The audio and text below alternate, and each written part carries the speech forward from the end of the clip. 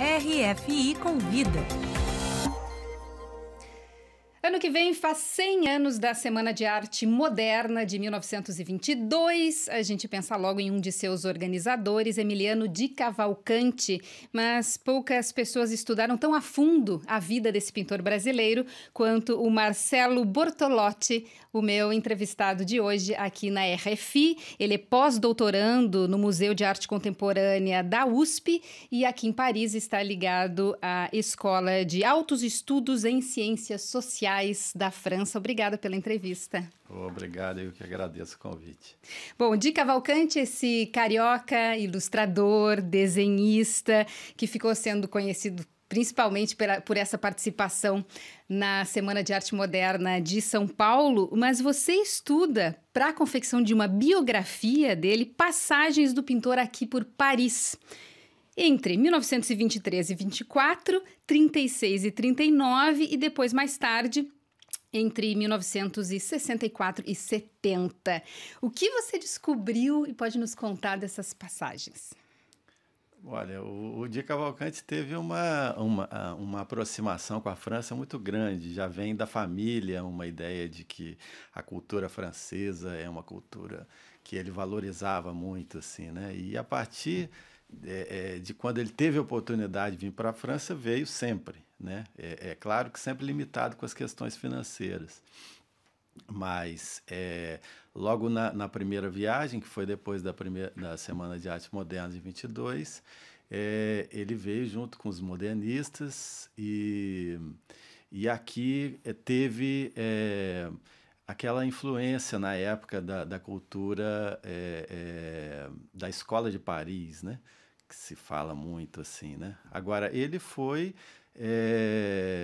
teve aventuras, assim, tem uma vida extraordinária, porque, na verdade, assim, a limitação financeira, no caso de 22, por exemplo, fez com que ele tivesse que ir para Saint-Denis pintar cartazes, quer dizer, era um artista, mas que foi trabalhar como pintor de parede, assim, em Saint-Denis, né? Uma situação muito adversa, né? Mas mesmo assim, ele na época era correspondente do Correio da Manhã, e o Correio da Manhã fechou, ele não tinha mais recursos para ficar aqui na França, enfim. E nessa segunda temporada ele trabalhou também na rádio Paris Mundial, fazendo emissões em português com outros intelectuais brasileiros, né? O pintor Cícero Dias. Nessa época, as emissões de rádio tinham uma importância particular para a geopolítica também, não? Você vê como é que ele é um pintor, mas ao mesmo tempo tem uma série de atividades, porque ele precisa se manter, né? E nessa época, era uma época de pré-guerra, né? Havia uma disputa de vários países fazendo emissões aqui da Europa para o mundo todo, né? A Alemanha fazia isso muito, a Inglaterra fazia isso muito e a França também fazia.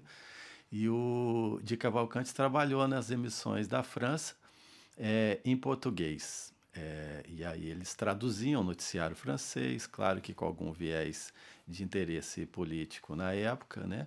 E tinham emissões que iam ali eram captadas no Brasil, eu acho que entre meia-noite e 2 da manhã, por exemplo, o horário um pouco ingrato, mas assim, eram notícias, ele fazia uma crônica semanal de Paris para os brasileiros, então tinha esse interesse. Agora, era um trabalho massacrante, que ele trabalhava todos os dias, nesse horário, enfim, ele tinha que dividir com a sua produção artística, né? Porque ele estava aqui, afinal de contas, para isso, né? Para se aperfeiçoar como artista, né? Então foi também um período difícil. O de Cavalcanti teve que fugir da França, né, em 1939, justamente quando os alemães entraram pelo norte do país, e ele deixou para trás todas as suas obras, que só foram encontradas muito tempo depois no porão da Embaixada do Brasil, é isso?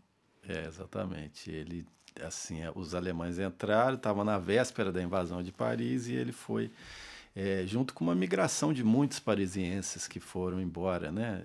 Teve na época caravanas, as pessoas iam de bicicleta, de caminhão, iam a pé, fugindo dessa aproximação dos alemães. E ele também seguiu junto com o grupo, só que ele tinha quadros, assim, eram dezenas, vamos dizer, eu acho que eram 20 e poucos quadros. E a mulher dele, Noêmia Mourão, também tinha um número semelhante de quadros e não tinham como carregar.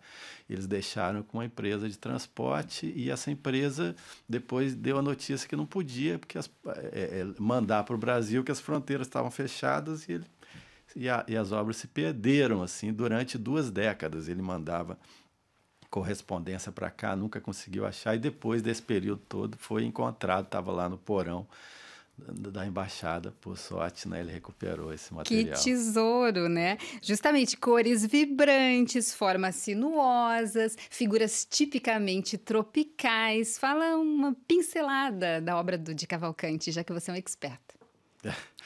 Um expert talvez seja um exagero, mas assim, ele é um pintor nacional, né, que trouxe para a pintura brasileira um pouco da experiência da Escola de Paris, né, das lições da Escola de Paris. Como expressão artística, ele trouxe um conteúdo brasileiro, né? Ele é o pintor dos subúrbios, o pintor das mulheres brasileiras, né? Então ele tem essa característica na sua temática, né? De ser, até o final da vida, ser um pintor nacional. E a carreira dele varia um pouco, né? Ele foi envolvido com o Partido Comunista e teve uma fase, vamos dizer, mais ligada a falar dos trabalhadores, a denunciar desigualdades sociais. Isso nos desenhos dele está muito presente, né? Então, é isso, assim, é uma obra muito múltipla, vasta. Ele chegou a ser nomeado adido cultural em Paris, mas ficou só 1 semana no cargo, justamente por ter sido cassado pela ditadura. Imagino que essa passagem também está no teu trabalho? Sem dúvida, ele foi... a militância comunista dele o levou à cadeia algumas vezes. E nessa época, o presidente era o João Goulart e o nomeou adido cultural. Na França, ele veio com toda a empolgação, só que ele chegou aqui no dia 30 e no dia 1º teve o golpe militar. E aí ele tomou posse, mais 1 semana depois veio a carta de demissão. Ele foi exonerado e acabou, de alguma maneira, ficando exilado aqui na França também, né? Porque ele não tinha... Ele tinha foi exonerado do cargo por conta de uma ligação política com ideias que eram contrárias ao governo. Bom, você também acaba de lançar um livro sobre o pintor Alberto da Veiga Guignard, que também passou uma temporada aqui no Brasil nos anos 20, né? Antes de encerrar a entrevista, conta desse outro livro. Sim, esse é um livro que eu acabei de lançar pela editora Companhia das Letras, Guignard, Anjo Mutilado. É um livro que conta, que reconstitui pela primeira vez a história do pintor Guignard, que passou 1/3 da vida na Europa. E na França ele morou com a família em várias cidades do interior, Nice, em Grasse, morou em Tarbes, Bagnères de Bigorre, Montmers, que é um pequeno vilarejo, morou num castelo. Na época era herdeiro de uma fortuna que a família acabou dispersando e ele viveu todo esse período assim, de glória aqui na Europa. Depois estudou na Escola de Belas Artes de Munique e voltou para o Brasil depois que a família tinha dispersado toda a herança e voltou miserável para o Brasil. Assim, tem uma história muito atribulada também, assim, uma história muito interessante, que o Guignard é um pintor modernista importante, embora menos conhecido que o de Cavalcanti, é uma figura muito expressiva das nossas artes. Para conhecer mais, vamos ler o seu livro. Agradeço muito a presença hoje aqui no RFI Convida do Marcelo Bortolotti, que é pós-doutorando do Museu de Arte Contemporânea da USP e está fazendo uma pesquisa aqui na França. Obrigada pela entrevista. Eu que agradeço o convite. Obrigado a vocês.